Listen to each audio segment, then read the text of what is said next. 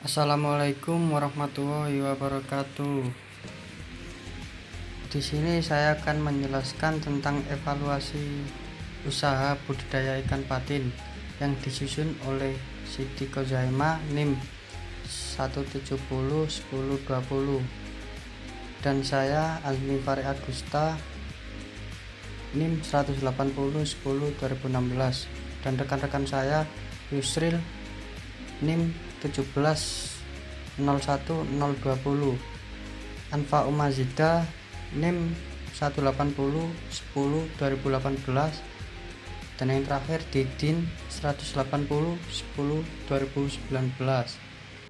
Pendahuluannya, ikan patin termasuk komoditi yang memiliki prospek untuk dibudidayakan. Lalu tingginya biaya produksi yang tinggi mendorong perkembangan metode pemberian pakan yang efisien dan efektif. Pemberian pakan yang optimal pada ikan patin siam adalah yang dipelihara sehingga dapat menekan biaya produksi budidaya. Tujuan dan manfaatnya: mengidentifikasi kondisi budidaya ikan patin, menganalisis pertumbuhan, lalu kelangsungan hidup, terus rasio konversi pakan dan kualitas air pada budidaya ikan. Manfaatnya bisa menganalisis usaha budidaya ikan patin. Klasifikasi dan morfologi. Taksonomi ikan patin menurut Arnelli 2010, di Indonesia ini ada dua macam ikan patin yang dikenal. Yang pertama, patin lokal, Pangasius pangasius, atau sering disebut juga dengan Pangasius jambal. Yang kedua, patin Bangkok atau patin siam, Pangasius hypopithalamus sinonim, P. Suci. Lalu klasifikasi ikan patin secara taksonomi adalah sebagai berikut: Kingdom Animalia, Phylum Chordata, kelas Pisces, ordo Ostariophysi, famili Pangasidae, genus Pangasius, spesies Pangasius pangasius. Morfologi ikan patin. Morfologi ikan patin yaitu secara umum ikan patin memiliki tubuh licin, tidak bersisik, serta memiliki bentuk tubuh agak memanjang dan pipi. Warna tubuh patin pada bagian punggung keabu-abuan atau kebiru-biruan, dan di bagian perut putih keperak-perakan. Yang ketiga, kepala ikan patin berbentuk simetris, lebar, dan pipi hampir mirip dengan ikan lele. Matanya terletak agak ke bawah. Yang keempat, mulut ikan patin agak lebar dan terletak di ujung kepal agak ke bawah, atau disebut subterminal. Terdapat dua pasang sungut atau kumis menjadi ciri khas dari ikan golongan catfish. Yang kelima, ikan patin memiliki 5 sirip, yaitu sepasang sirip dada yang disebut pectoral fin, terus pasang sirip perut, ventral fin,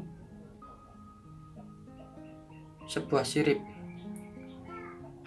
Yang keenam, pada sirip punggung terdapat satu jari-jari keras yang disebut dengan biasanya patil, dan 6-7 buah jari-jari lunak.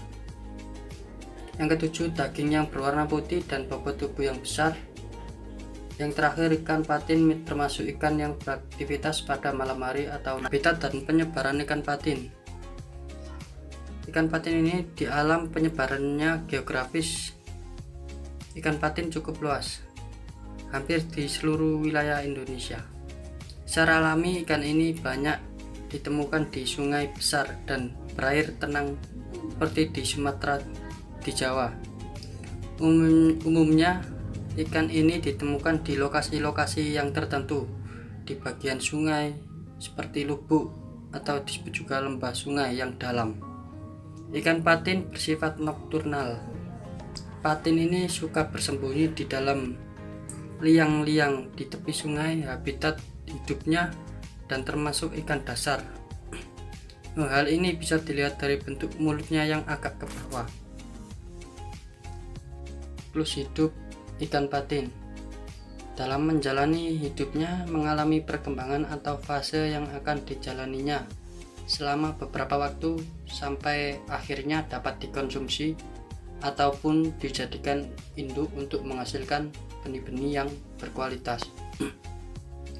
Menurut Lusak dan Southgate 2012, ikan patin memiliki fase kehidupan yaitu bertelur, larva, benih, dewasa, lalu kembali lagi telur, larva, benih, dewasa, seperti itu. Terima kasih. Assalamualaikum warahmatullahi wabarakatuh.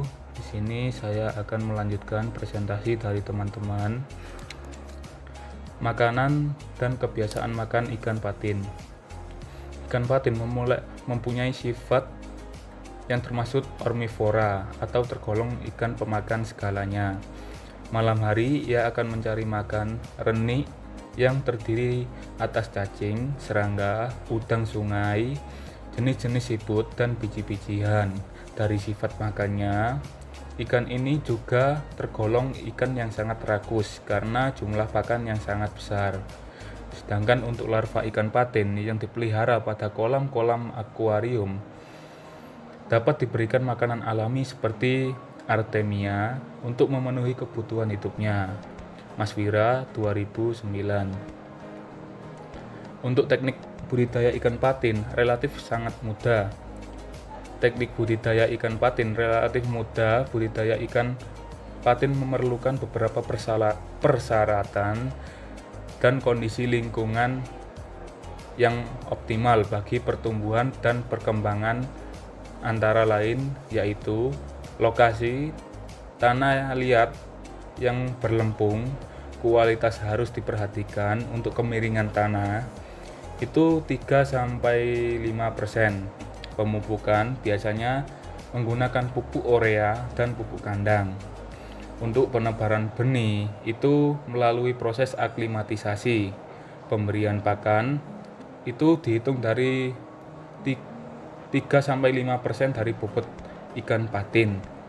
Untuk penanganan hama dan penyakit itu mencegah dengan akses masuknya hama dan imunostimulan. Pemanenan ikan patin dilakukan pada malam hari. Untuk pertumbuhan dan kelangsungan hidup ikan patin, ikan ini memiliki kemampuan beradaptasi yang tinggi terhadap kondisi perairan yang ekstrim, seperti kandungan oksigen terlarut dan pH yang sangat rendah. Indikasi keberhasilan budidaya ikan patin salah satunya adalah tercapainya pertumbuhan ikan patin yang cepat serta tingkat kelangsungan hidup yang tinggi. Dengan demikian, produksi ikan pun akan tinggi. Untuk dapat mencapai hal tersebut, maka perlu dapat perhatian masalah penanganan kondisi lingkungan. Untuk rasio konversi pakan atau FCR, pakan ikan dengan kandungan protein yang berbeda dapat memberikan pengaruh pada pertumbuhan si ikan patin. Untuk peningkatan protein pakan tidak terlalu menyebabkan peningkatan pertumbuhan ikan. Protein yang cocok digunakan untuk ikan patin yaitu berkisar 20-35%. Nilai rasio konversi pakan berkisar antara 1,1 sampai dengan 2,0. Untuk kualitas perairan sendiri, suhu kontrol yang terukur selama pemeliharaan berkisar antara 25 sampai dengan 32 Celcius. Untuk salinitas, jika ada, nilai salinitas terkontrol yang terukur selama pemeliharaan berkisar antara 0 sampai dengan 3 ppt. Untuk pH, nilai pH terkontrol yang terukur selama pemeliharaan berkisar antara 6,5 sampai dengan 8,5 ppm. DO, oksigen terlarut, itu berkisar antara lebih dari 3 mg per liter. Assalamualaikum warahmatullahi wabarakatuh. Selanjutnya yaitu tentang metode praktikum. Gambaran umum lokasi budidaya. Lokasi budidaya berada di tambak di Desa Pangkawetan, Kecamatan Ujung Pangkah, Kabupaten Gresik. Ukurannya 7 x 10 meter dengan kedalaman air 120 cm. Cara persiapan lahan. Yang pertama yaitu keringkan tambak sebelum diisi air. Kemudian taburkan garam grosok untuk membasmi jamur saat menjemuran. Dan terakhir yaitu gemburkan tanah sebelum diisi air. Selanjutnya yaitu tentang pemupukan lahan. Step yang pertama yaitu jemurlah pupuk kandang yang sudah difermentasi, dijemur selama 2 hari dan dimasukkan ke dalam karung. Setelah pupuk dimasukkan ke dalam karung, kemudian karung dilubangi, barulah masukkan ke dalam kolam dan diberi pemberat yaitu batu. Setelah itu isi air sampai ketinggian 50 cm dan berikan pupuk urea ke dalam kolam. Selanjutnya yaitu diamkan air selama 3 hari sebelum ditebar benihnya. Kemudian penebaran benih ikan patin. Masukkan benih ikan patin yang sebelumnya sudah diadaptasikan ke dalam kolam. Dimasukkan secara perlahan-lahan. Benih ikan patin berukuran 7 sampai 10 cm sebanyak 6.000 ekor. Kemudian cara pemberian pakan. Pemberian pakan diambil 5% dari jumlah berat badan ikan. Pakan yang digunakan yaitu pakan apung dan juga pakan tambahan. Kemudian waktu dan juga tempat. Waktu praktikum dilaksanakan pada tanggal 2 Maret 2020 sampai 6 April 2020 selama 3 hari pada tambak di Desa Pangkawetan, Kecamatan Ujung Pangkah, Kabupaten Gresik. Selanjutnya yaitu alat dan juga bahan.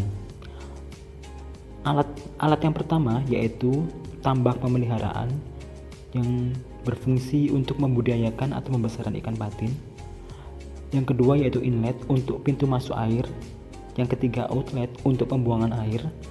Yang keempat seser untuk mengambil sampel ikan. Timbangan untuk menimbang sampel ikan. Termometer untuk mengukur suhu perairan tambak budidaya. Yang ketujuh pH meter mengukur pH perairan tambak ikan. Yang kedelapan yaitu diometer yang berfungsi sebagai mengukur oksigen terlarut di perairan. Yang kesembilan yaitu refraktometer yang digunakan untuk mengukur salinitas di perairan. Yang kesepuluh yaitu penggaris mengukur panjang sampel ikan. Yang kesebelas yaitu baskom untuk menimbang sampel ikan. Bahan yang digunakan yaitu yang pertama yaitu pakan untuk makanan ikan. Yang kedua garam untuk membasmi jamur. Yang ketiga pupuk untuk menumbuhkan plankton. Yang keempat tisu untuk mengelap peralatan. Dan yang kelima aquades untuk mensterilkan alat ukur.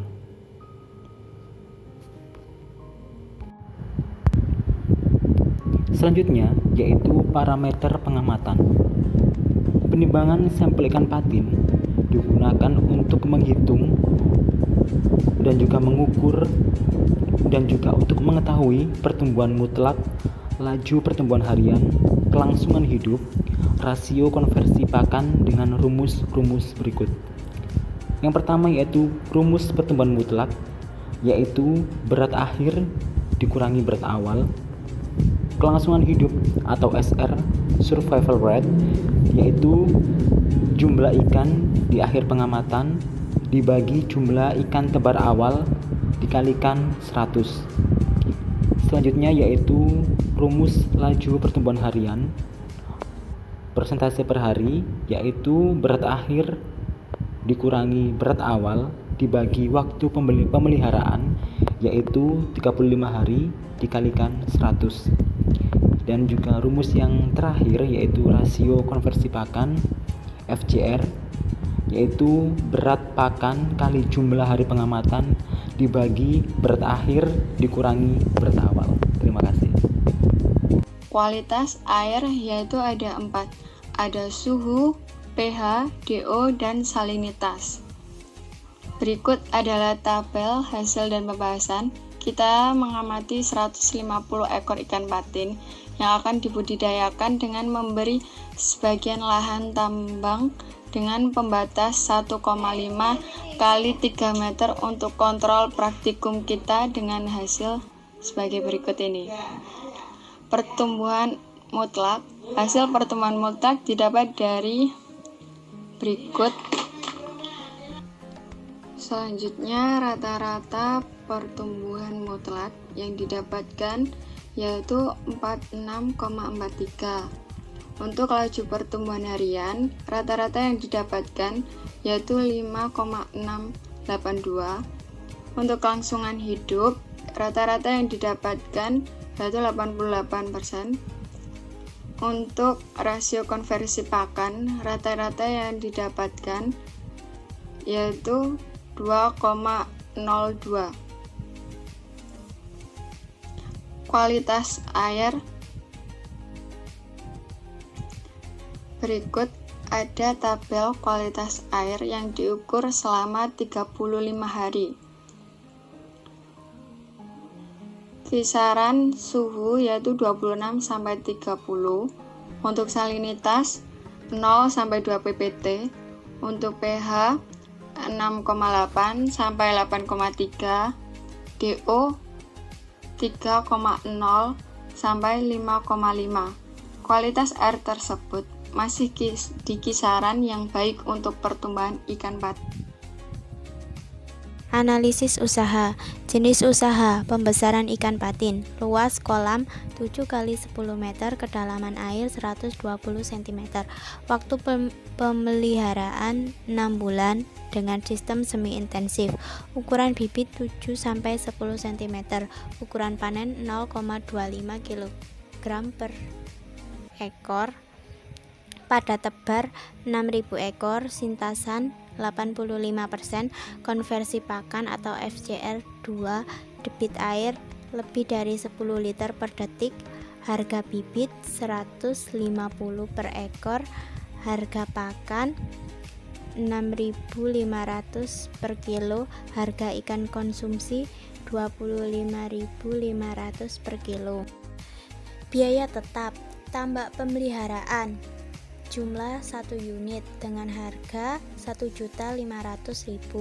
Kemudian peralatan. Yang pertama adalah waring 2 unit 500.000, alat bantu 1 unit 1.200.000, dan biaya lain-lain 500.000. Jadi totalnya 3.700.000. Biaya yang dikeluarkan, biaya tetap penyusutan kolam 200.000, penyusutan peralatan 250.000, total 450.000. Biaya variabel, bibit 6.000 ekor 900.000, pakan apung 781 2.500 kilo seharga 16.250.000, pakan PF 1000 10 kilo seharga 130.000, pupuk urea 30 kilo 105.000, pupuk kandang 10 kilo 50.000, garam 10 kilo 50.000, tenaga 2 orang per bulan 300.000, 6 bulan kerja 3.600.000, lain-lain 200.000, total 21.285.000.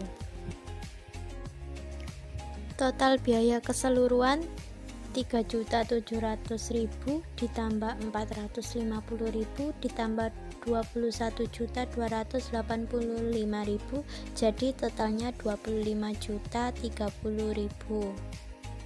Pendapatan SR-nya adalah 85%, berat ikan panen 5.100 ekor kali 0,25 kg, jadi totalnya 1.275 kilo. Pendapatan 1.275 kilo dikali 25.500 sama dengan 32.512.500. Analisis sesuai dengan data. Laba, pendapatan dikurangi total biaya, hasilnya 7.482.500. BC rasio, pendapatan dibagi total biaya, hasilnya 1,29. BEP produksi, total biaya dibagi harga satuan, hasilnya 3.926. BEP harga produksi, total biaya dibagi total produksi, hasilnya 4.907.